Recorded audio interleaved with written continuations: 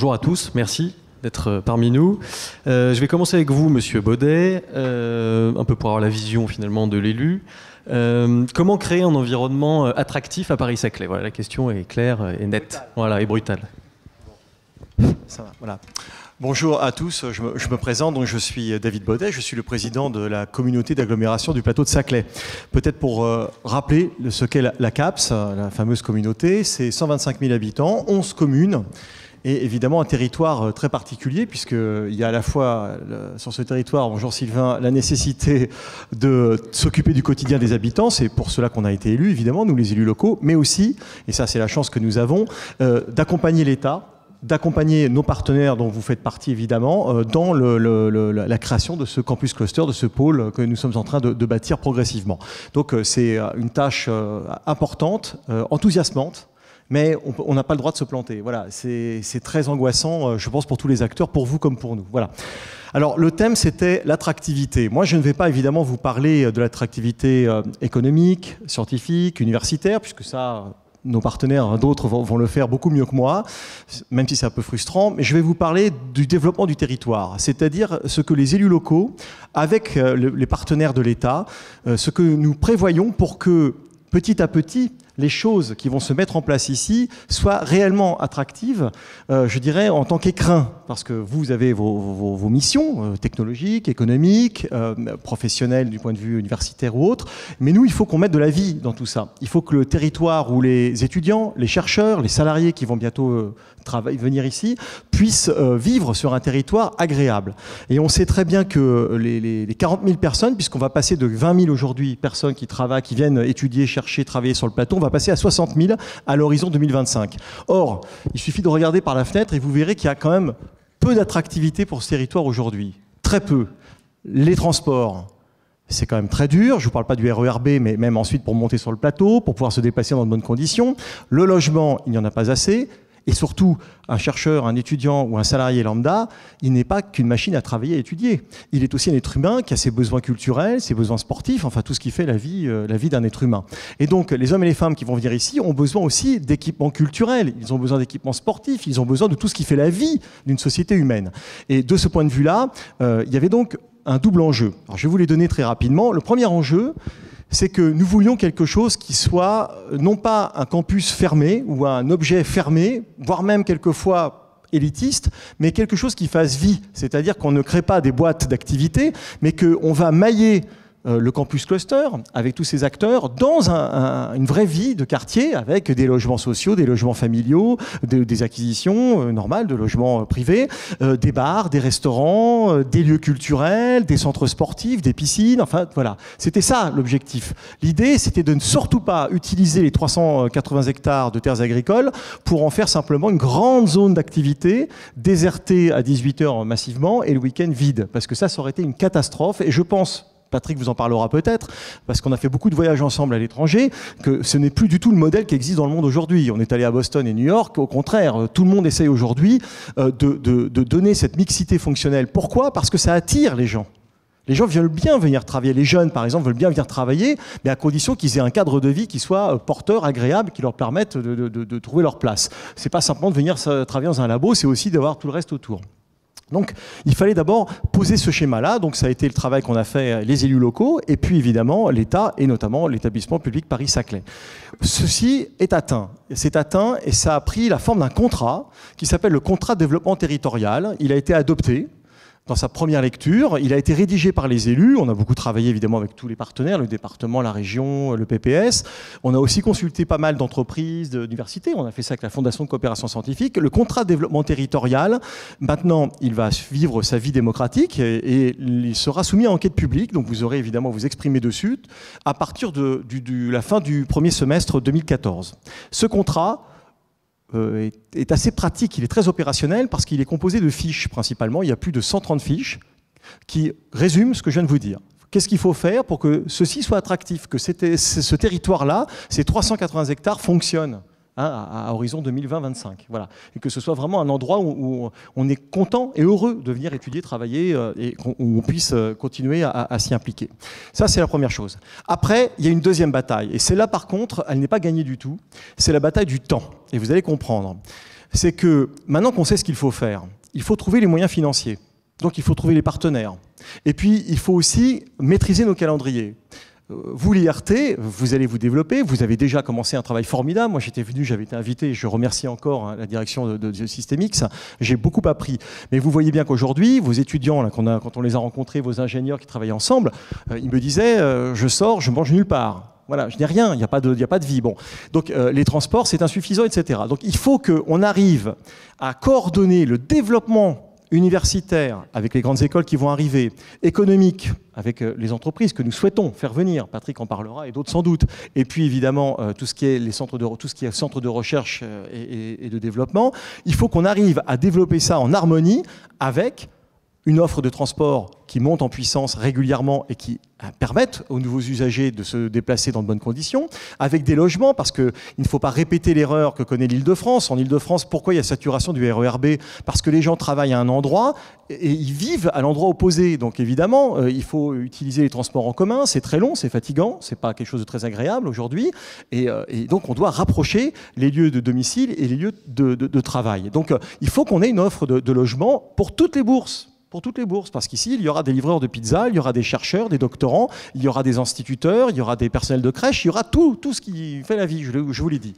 Et donc, il faut absolument qu'on arrive à développer l'offre de transport en parallèle, et on ne peut pas se permettre d'attendre, comme souvent en France, on aménage, on fait venir les gens, et puis on se dit, ah tiens, alors comment ils vont venir, comment ça va se passer, voilà, donc ça, surtout pas. Ce modèle-là, on essaye vraiment de le rejeter, et on essaye d'accompagner. Le logement, je vous en ai parlé, et puis après, tous les équipements dont je vous ai parlé, il faut des crèches, il faut des écoles. Points, voilà, on verra ça peut-être dans un deuxième temps. Ouais, voilà.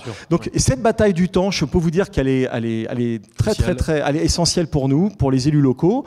Vous savez qu'actuellement les élus sont un peu fébriles puisque voilà, on n'est pas sûr d'être là demain devant vous, mais c'est la vie démocratique. Mais quelle que soit l'équipe, quelles que soient les équipes qui sortiront demain, ils auront les mêmes problématiques à gérer avec vous, c'est-à-dire faire en sorte qu'il y ait un développement harmonieux et qui permette d'accueillir les gens dans de bonnes conditions pour qu'ils puissent réaliser leurs activités voilà, normalement et pas avec des situations de tension. Voilà, ça c'est vraiment la bataille qu'on doit mener aujourd'hui et on s'est doté d'outils dont on parlera peut-être dans le petit deuxième second temps. Voilà. Merci beaucoup, Monsieur Baudet. Je vais passer la parole à votre voisin, Monsieur Chehenne, à ma gauche. Qui, je le rappelle, est donc responsable du développement économique à l'EPBS. Monsieur Chehenne, alors, finalement, comment faire en sorte que cette IRT Systemix joue le rôle de vitrine, mais on peut même dire de showroom, des innovateurs de Paris-Saclay? Finalement, comment incarner cet esprit Paris-Saclay? Bonjour à tous, merci de m'avoir invité. Je crois que je vais aller tout à fait dans le sens de ce que vient d'expliquer le président Baudet. Et faire un tout petit détour avant de répondre à la question. Et c'est moi l'élu, hein. C'est moi le politique en plus. Juste pour préciser que les missions de l'établissement public Paris-Saclay, on est une équipe de mission d'une 60aine de personnes. C'est à la fois et surtout, je dirais, de réaliser les infrastructures et la construction du cluster campus ici et à d'autres endroits du territoire. Mais c'est aussi donc c'est de fabriquer cet écrin dont parlait le président Baudet pour accueillir le projet. C'est aussi anticiper, puisqu'il y a toujours ce souci du temps, anticiper aussi les besoins en service et en particulier essayer de commencer à construire un système collectivement qui permette aux innovateurs et à l'innovation de produire le fameux effet cluster. L'effet cluster, c'est quelque chose d'assez difficile à définir. Par contre, les effets de cet effet cluster, eux, c'est des projets concrets, et c'est des projets de tous ordres.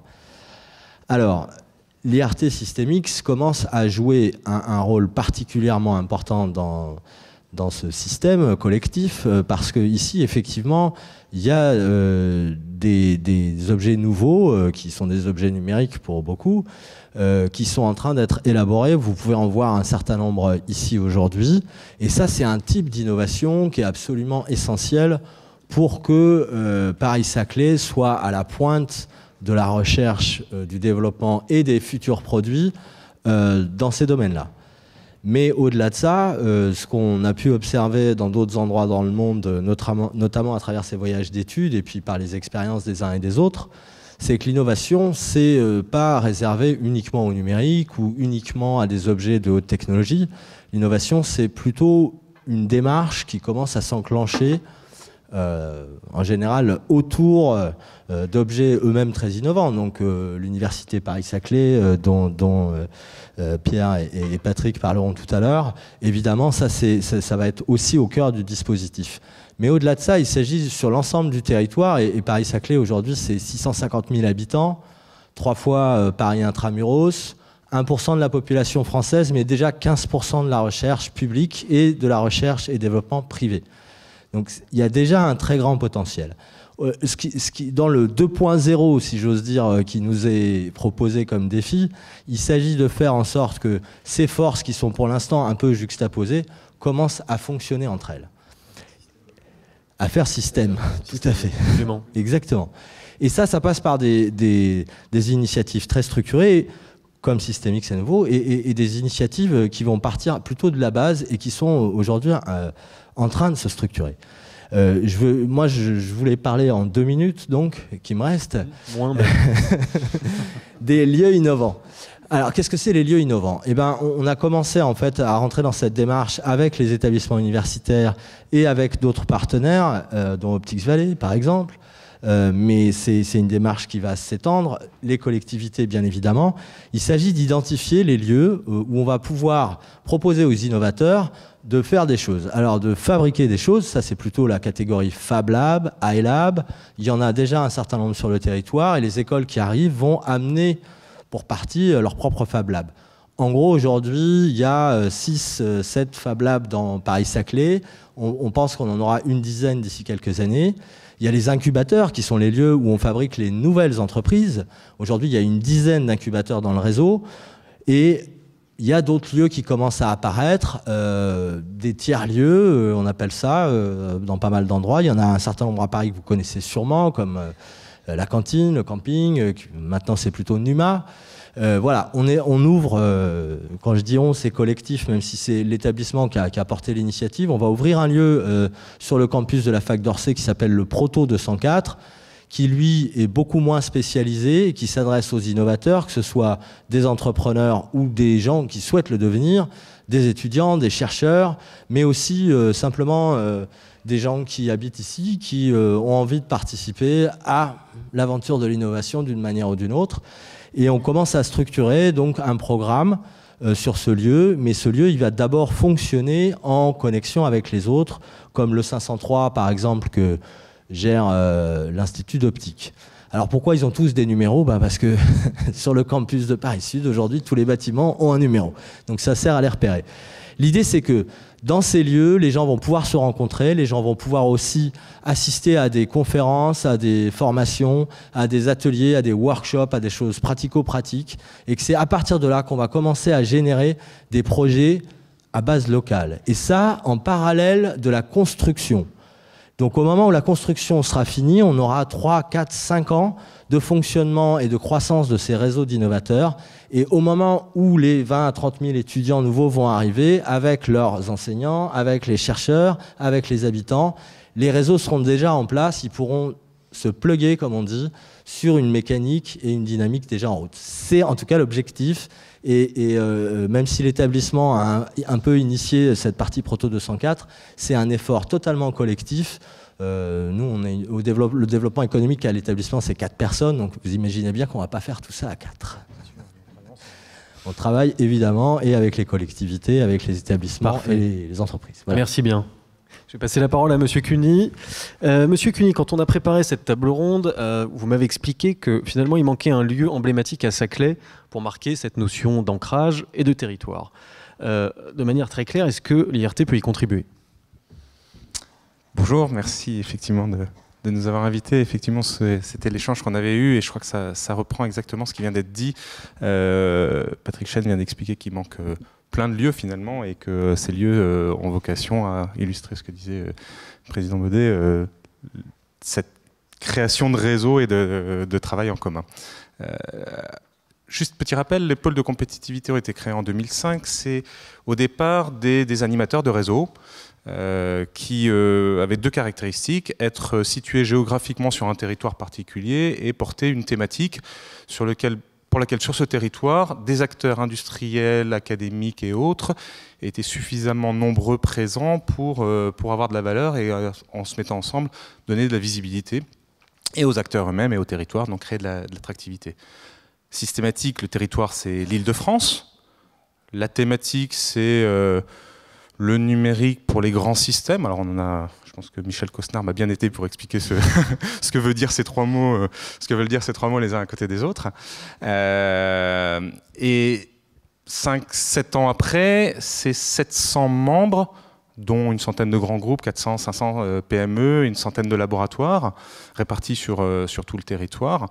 Et vous comprenez que le thème qu'il y a derrière le pôle de compétitivité, si on ne le voit pas, si on ne le touche pas, si on n'est pas en contact direct ou membre directement du pôle, c'est pas facile à appréhender au départ. Et l'Île-de-France, c'est un grand territoire. Il se passe certainement des choses à Paris, ça on le voit de loin, mais je ne suis pas sûr que ce thème-là soit très bien identifié depuis Pékin ou Boston. Et puis, dans l'Île-de-France, Saclay, ou le plateau en général, concentration incroyable de compétences scientifiques, à tel point que dès le départ, le pôle, mais ce qui préexistait au pôle, le réseau Optics Valley, s'était installé sur le plateau, mais ni visible, ni identifiable, ni très compréhensible depuis l'extérieur. Et un des points difficiles, c'était la visibilité, un lieu visible où on pouvait, ne serait-ce qu'accueillir les gens. Quand on accueillait les gens alors qu'on n'était pas très loin d'ici, à Saint-Aubin, le bâtiment ne laissait pas présager que derrière la porte se situait probablement le plus grand pôle de compétitivité de France sur le numérique pour les systèmes industriels. Ça laissait imaginer plein de choses, mais certainement pas ça. Et puis quand le président de la République précédent est venu sur le plateau, la première chose qu'il a dit, c'est les champs, c'est sympa, et il faut vraiment se projeter pour imaginer l'avenir de ce que ça va être. Et puis on espère effectivement qu'il y aura de la vie, des bars, des logements, de tout ce qui va avec.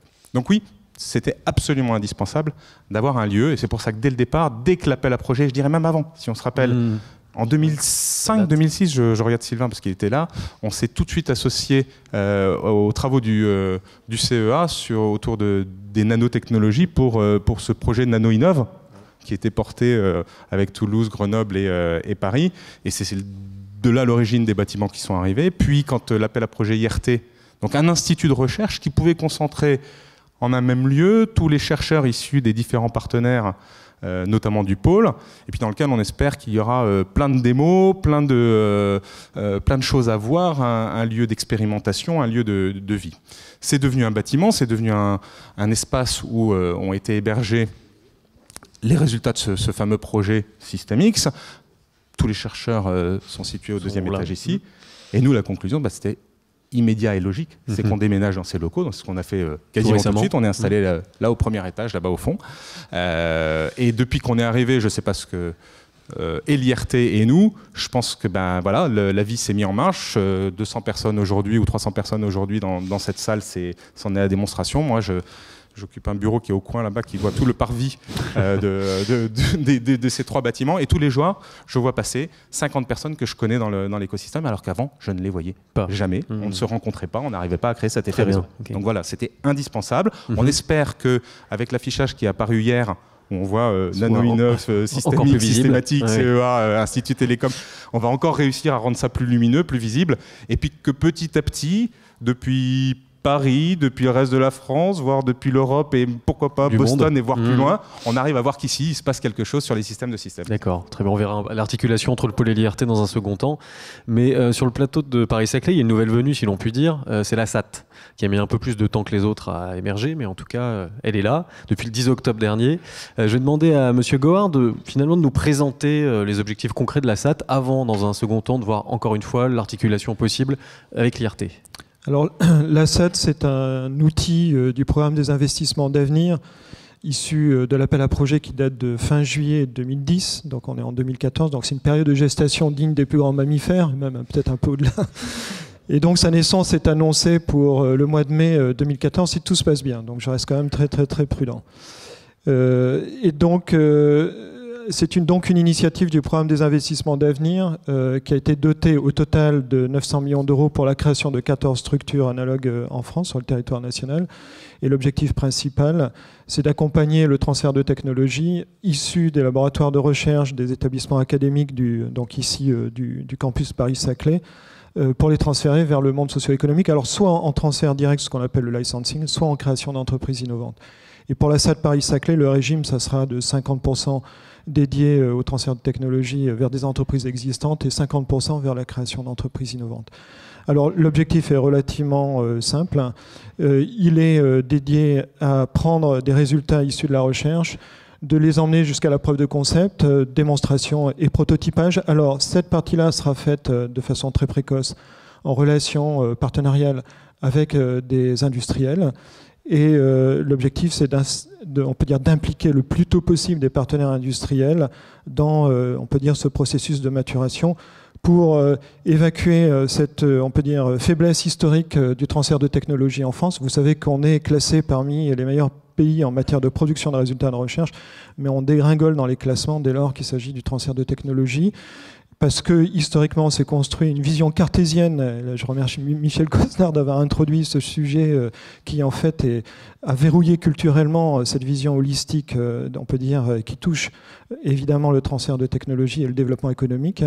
Et donc, l'objectif, c'est d'insérer très tôt des partenaires industriels pour amener des cahiers des charges concrets de façon à éviter l'entrepreneur dont on voit trop souvent le produit, le procédé ou le service arriver sur la table de l'industriel et s'entendre dire « c'est magnifique votre idée, mais les fonctionnalités que vous avez faites, ça ne correspond absolument pas à ce que j'attends ». Et là, c'est un one-shot, on a dépensé 200-300 000 euros et on ne peut pas revenir à la case départ. Donc ça, c'est vraiment un outil qui est dédié à on peut dire, permettre ce transfert. Mais c'est qu'un outil.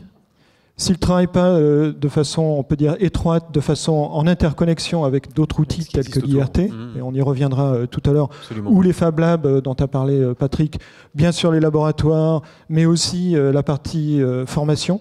On a la chance d'avoir sur le campus des organismes de formation et des étudiants qui, contrairement à ce qu'on assistait il y a 15 ou 20 ans, ont un véritable appétit entrepreneurial. Et ça, c'est, on peut dire, un atout extrêmement important pour le campus. Donc, il faut arriver à interconnecter l'ensemble de ces acteurs. On est dans le cas d'un système complexe ou holistique, pour reprendre les mots de Michel. Et la clé, c'est, on peut dire, de bien doser le jeu des interactions entre les différents acteurs. Et si on y arrive, on créera une propriété émergente, parce que c'est une des propriétés des systèmes complexes, qui sera l'innovation. Très bien, merci beaucoup. Monsieur Leboeuf, donc là on vient de le voir, bon, il y a l'IDEX, les LabEx, l'IRT, les ITE, donc qui sont les nouveaux IED, je précise, désormais une SAT.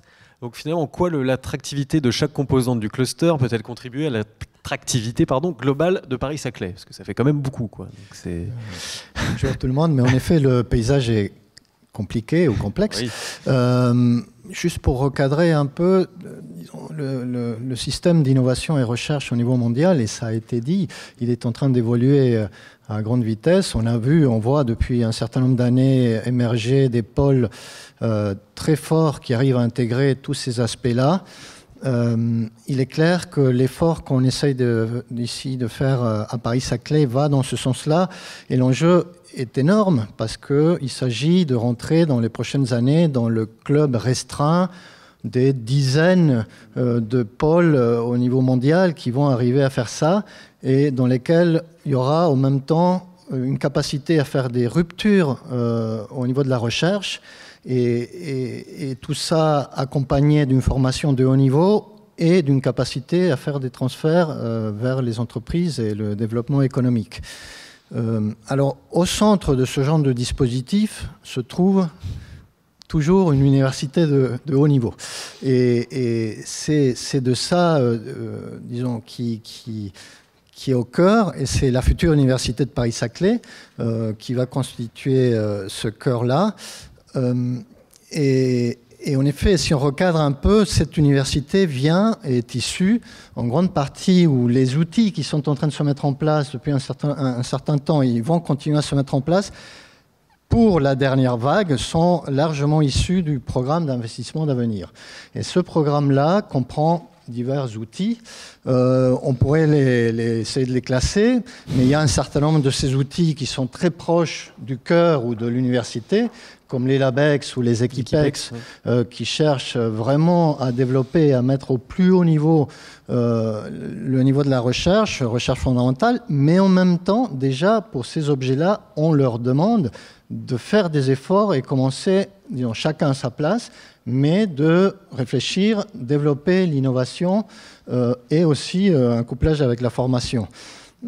Après, en accompagnement, évidemment, disons un peu au niveau de ces LabEx ou Equipex, ça c'est des sortes de labos structurants qui regroupent un ensemble de laboratoires au niveau de Paris-Saclay avec un projet scientifique très ambitieux. Il y a des équipements d'excellence et tout ça est un peu chapeauté ou piloté par l'initiative d'excellence qui est l'IDEX.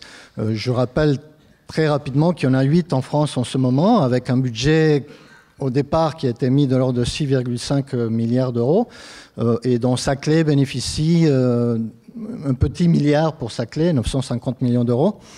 Alors ça c'est, disons, disons, ce projet de l'IDEX, Paris-Saclay, est au cœur du développement de la future université de Paris-Saclay. C'est vraiment le poumon qui fait respirer et développer et qui pilote la transformation vers cette nouvelle université qui est un énorme enjeu pour la France, dans le sens qu'on cherche à intégrer des organismes de recherche, des grandes écoles et des universités avec des objectifs communs et ambitieux. Et un peu, disons, autour de ce poumon doivent se développer un certain nombre d'autres instruments et qui sont en train de se mettre en place et qui sont censés faire le couplage entre cette université et les ruptures qui se font à différents niveaux. Au niveau de la recherche fondamentale, mais au niveau d'un objet comme l'IRT, où c'est vraiment des ruptures au niveau de la recherche et le développement. Et bon, si on prend les IRT ou ITE, c'est des objets fondamentaux dans ce paysage. L'arrivée de la SAT va vraiment booster ça pour arriver à faire ce couplage-là. Il y a aussi des projets de formation, encourager les étudiants à développer l'entrepreneuriat avec des doubles cursus pour développer des startups à terme, etc. Donc, voilà un peu l'idée, c'est que tout c'est un ensemble d'outils qui sont en train de se mettre en place depuis un certain nombre d'années, qu'on doit tous piloter ensemble en bonne entente et que chacun a un rôle. Et bon, je pourrais y revenir, mais l'essentiel, si tout ça marche, disons, c'est évident qu'une université de haut niveau mondial arrive à attirer des étudiants de partout dans le monde, des chercheurs de haut niveau, mais aussi des entreprises innovantes, à créer des entreprises innovantes. Et tout ça, c'est un peu le cœur de ce qu'on appelle le cluster et qu'on cherche tous à développer. Donc, comme vous venez de le dire, Paris-Saclay, effectivement, c'est vraiment de la recherche. Monsieur Baudet, on en a parlé tout à l'heure, c'est aussi des transports, des logements. Voilà. Donc, concrètement, on en est où ? Voilà, maintenant je vais vous parler très concrètement, évidemment. Donc peut-être vous donner quelques informations parce que je crois que c'est aussi intéressant et quand on s'est parlé, je crois que c'est vraiment ma place ici n'a de sens que si je donne des informations précises. Donc voilà. Donc pour vous rassurer et en même temps vous inquiéter. Alors d'abord, il y a deux manières de rendre ce territoire attractif. D'abord, c'est d'offrir des logements à ceux et celles qui le souhaitent, qui veulent vivre ici, qui accepteraient de le faire. Vous comprendrez que les logements, on ne peut pas obliger les gens à venir.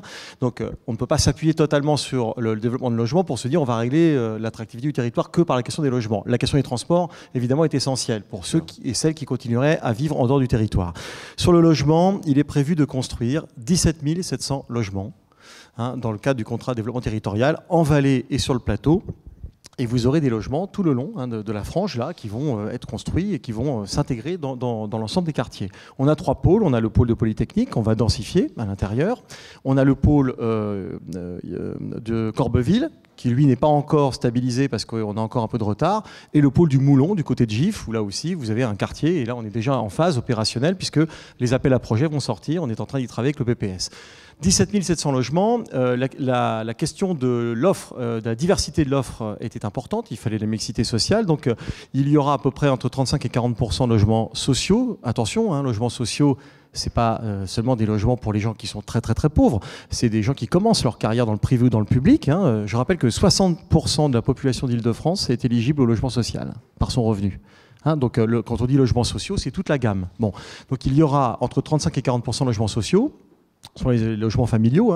La part des logements familiaux, je ne l'ai pas dit, de 40% à peu près, et 60% les logements étudiants et chercheurs. Ce qu'on appelle des logements, comment dire, voilà, c'est résidence hôtelière, logement étudiant, etc. Donc, je l'ai dit, entre 35 et 40%, le reste sera en accession à la propriété à prix maîtrisé et en accession au libre. Donc, il y aura une offre assez diversifiée, assez riche. Ce que nous souhaitons, ce que moi je souhaite au niveau de la CAP, c'est que tous ces projets de construction soient intimement connus par l'ensemble des pôles et des écoles et de l'université, de façon à ce que vos salariés, vos chercheurs, vos étudiants sachent où ils peuvent trouver très rapidement l'information s'ils veulent se loger. Parce qu'on s'est rendu compte quand l'ONERA est arrivé ou d'autres qu'il n'y avait pas de lien structurel organisé et les gens arrivaient, ils ne savaient pas très bien où trouver. Donc il faut qu'on centralise cette offre, ça tombe bien, c'est aussi tous les services e-numériques, toute cette liaison qu'on doit créer, c'est un système global qu'on doit créer même entre nous pour que très rapidement, je cherche un logement sur le plateau, j'ai un endroit où je peux trouver les informations qui va ensuite m'orienter sur l'ensemble des quartiers. Le logement, important, je ne suis pas très inquiet sur la construction, le rythme de construction, parce que c'est une nécessité et c'est parti. Donc là-dessus, voilà, on va y arriver. Après, la deuxième question, c'est ceux et celles qui, pour l'instant, ne peuvent pas venir habiter sur le territoire, mais qui vont venir travailler, étudier. Alors, ces personnes-là, il faut leur permettre de pouvoir venir dans de bonnes conditions. Et ça, c'est vraiment fondamental, surtout s'agissant du plateau de Saclay. Donc, on a aujourd'hui 2 axes de travail. Le premier, et celui-là, c'est la bonne nouvelle, c'est le site propre de transport en commun. Vous connaissez le site propre, c'est celui qui part de Massy-Palaiseau, de la gare, qui monte sur le plateau, qui s'arrête à Polytechnique. C'est un site propre, le bus est sur une voie réservée et il est prioritaire. Donc, on arrive à garantir les horaires et ça marche bien. C'est une ligne qui a été créée donc il y a 5 ans, elle a été inaugurée il y a 5 ans. Je vais quand même vous donner une information assez drôle. Entre le moment où elle a été proposée, pensée et le moment où on l'a inaugurée, donc il y a 5 ans, il a fallu 18 années. 18 ans pour créer les 6,5 km de Massy-Palaiseau au plateau. Voilà. Et là, vous comprendrez bien qu'on ne pouvait pas garder ce rythme nonchalant. Voilà. C'est incroyable. Bon. Donc là, quand on a inauguré le premier tronçon, c'est la CAPS qui a un peu récupéré la main. Elle ne finance pas, c'était la région, l'État et le département, mais on a essayé de jouer le médiateur, le coordinateur pour que vraiment les choses aillent vite. Et donc les travaux ont commencé en décembre. De la deuxième tranche. La deuxième tranche, c'est donc ici, là, ça sort devant, là, derrière nous, et ça va aller jusqu'au Christ de Saclay. Et ensuite, il y a une troisième tranche qui sera la tranche finale, qui permettra d'aller jusqu'à 50 ans en Yvelines. Donc vous aurez un bus qui va mailler de Massy-Palaiseau jusqu'à 50 ans en Yvelines, je dirais à horizon 2016-2017. La deuxième tranche pour nous qui va jusqu'au Christ de Saclay, l'ouverture est prévue pour fin 2015. Donc c'est demain. Très bien. À l'échelle, voilà. Ouais. Ça, c'est la première chose. Deuxième sujet important, celui que vous attendez tous, parce que ça... Plus rapidement, s'il vous plaît, parce que faut... Oui, je sais, mais bon. Deuxième chose, c'est le métro. Sur le timing. Tout le monde, vous avez tous entendu parler de la ligne 18 du métro, qui est fondamentale et qui est demandée par tous les partenaires qui sont ici, que j'ai pu voir individuellement. C'est d'avoir un transport extrêmement rapide qui permet d'arriver sur ce territoire et d'en sortir dans de bonnes conditions et qui soit bien évidemment interconnecté avec les RER, avec les plateformes, notamment la plateforme aéroportuaire d'Orly, etc. La ligne 18, le premier tronçon est prévu, l'ouverture, entre Massy-Palaiseau et le Christ de Saclay pour 2023 au plus tard. Mais ce n'est qu'un horizon, c'est-à-dire que la communauté d'agglomération, je terminerai là-dessus, a fait une proposition à l'EPPS, à la Fondation de coopération scientifique et à la Société du Grand Paris qui le pilote, dont c'est la mission, c'est de créer un comité de suivi à la communauté d'agglomération et on discute de tous les problèmes et on essaie d'éliminer tous les obstacles qui se présentent de façon à gagner du temps et de pouvoir ouvrir si possible en 2021 parce que c'est techniquement faisable à condition qu'on arrive à gérer tous ensemble très rapidement, parce que des obstacles il y en aura, toutes les difficultés qui peuvent se présenter face à un tel projet. Ce tronçon est essentiel parce que c'est le premier. Si on arrive à gagner 2 ans sur le délai d'ouverture du premier tronçon, ça veut dire que derrière, évidemment, tout le monde ira plus vite. Donc on a intérêt à réussir. Voilà. Donc on a mis en place ce comité de suivi qui est en train de traiter des problèmes. C'est incroyable les problèmes en France de réglementation, de machin, de bidule. Mais enfin, on élague, on détruit, on tout ce qui se présente au jeu. Voilà. Donc ça, c'est très important et ça permettra précisément de rendre le territoire véritablement attractif là, en termes de vie et de déplacement. Très bien. Après, il y a d'autres projets, je ne peux pas tout en 4 minutes. Merci beaucoup. On enchaîne avec, on revient à Monsieur Cheyenne. Vous avez une expérience solide, notamment dans l'écosystème bostonien. Clairement, quelles sont les différences que vous avez vues dans les écosystèmes américains par rapport à Saclay? Et les points communs d'ailleurs, il n'y a pas que des différences. Ils vont plus vite, oui, sans doute. Mais... Il y a quelques décalages. J'imagine. On va dire ça comme ça.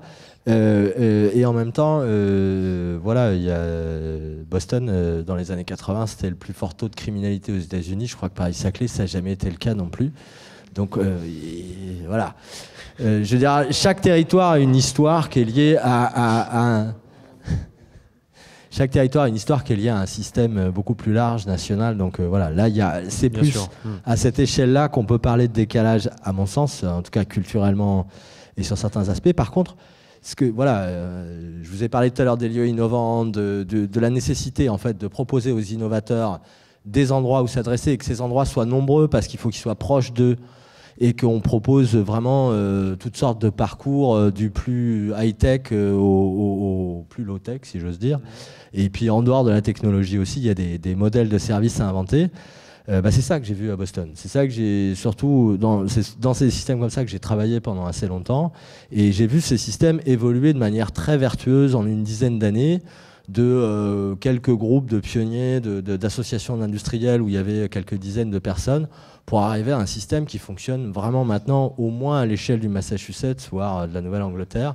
Il y a des habitudes, des schémas de pensée comme ça qui sont diffusés et ceux-là ont permis vraiment de concurrencer en 10 ans la Californie sur la création d'entreprises, sur tout un tas de choses. Et maintenant, c'est vraiment l'endroit au monde où il y a le plus d'investissement, capital risque, etc., etc., etc. Mais ça passe aussi vraiment par des initiatives à la base. D'accord, très bien. Là maintenant on va focaliser sur l'articulation. Donc je vais commencer par François Cuny.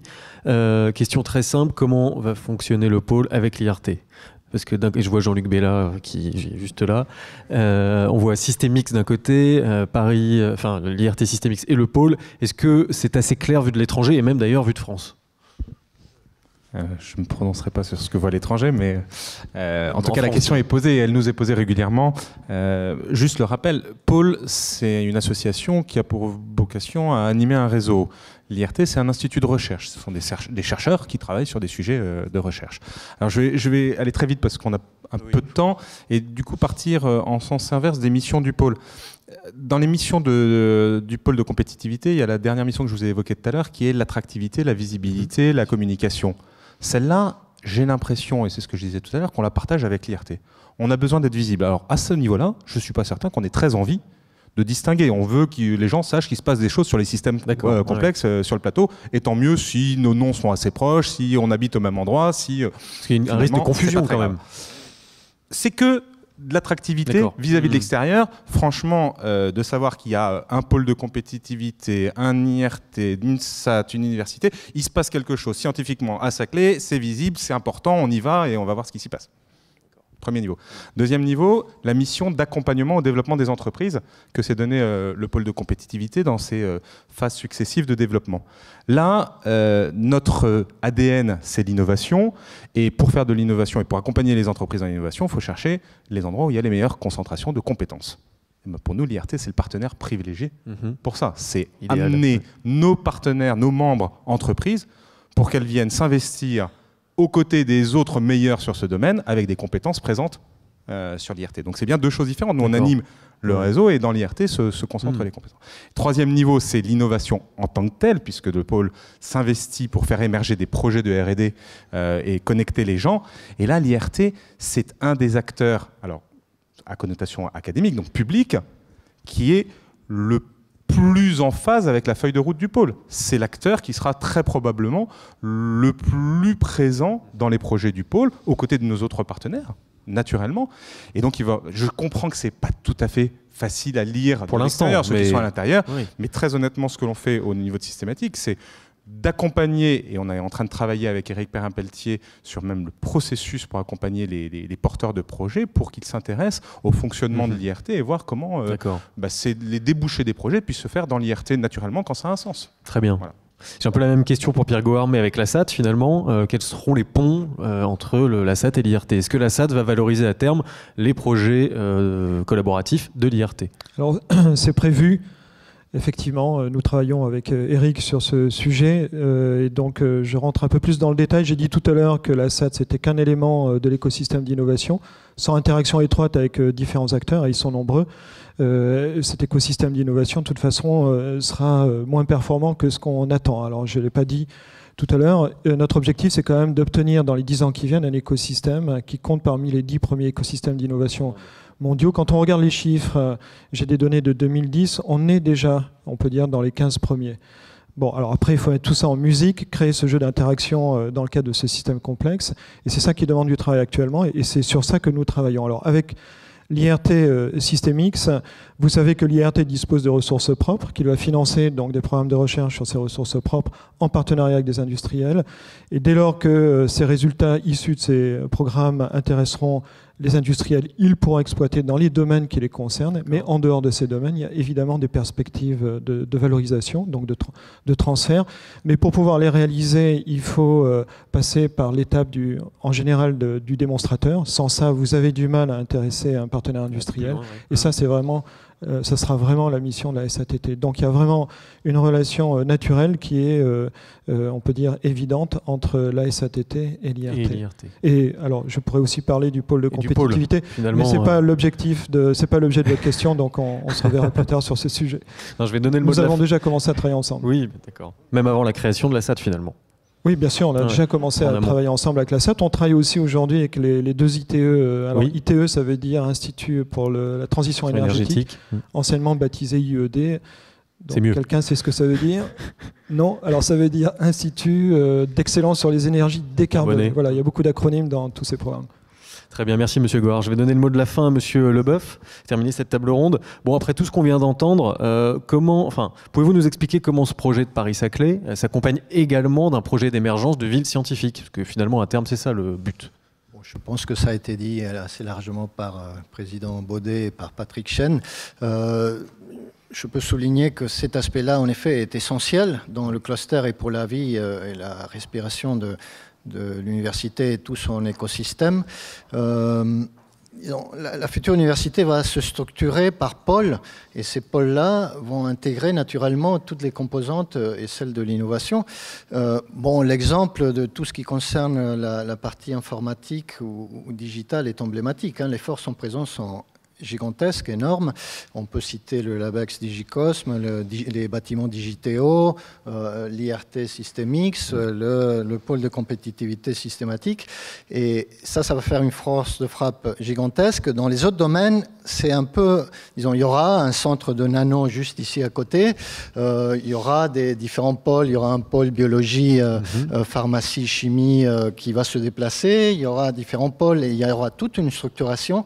Et cette structuration, elle, pour la vie, et ça a été souligné à plusieurs reprises, pour que tout ça arrive à vraiment créer, faire de la rupture, vivre à travers les Fab Labs, etc., que les étudiants aient envie de passer du temps, de créer de la rupture, d'innover, créer. Bon, voilà, c'est cet aspect ville, campus, qu'on voit se développer, qui est un élément essentiel qu'on retrouve dans d'autres grands centres internationaux depuis beaucoup d'années. C'est un aspect absolument essentiel du futur projet.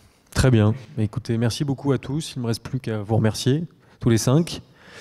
Et je vais appeler les prochains participants. Merci à vous.